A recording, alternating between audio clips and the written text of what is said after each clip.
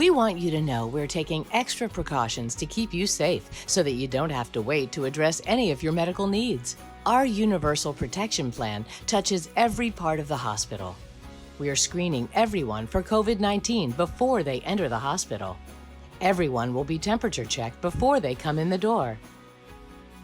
We're limiting visitors. And we're giving everyone a mask before they enter the hospital and requiring them to wear it. Once inside, you'll notice we've moved chairs and made other changes to areas where people used to gather. This helps us maintain an environment of social distancing. And we're frequently disinfecting all surfaces and every area of the hospital. You'll see our team members out and about, thoroughly sanitizing and cleaning. We're here to ensure you receive the care you need today for a healthier tomorrow.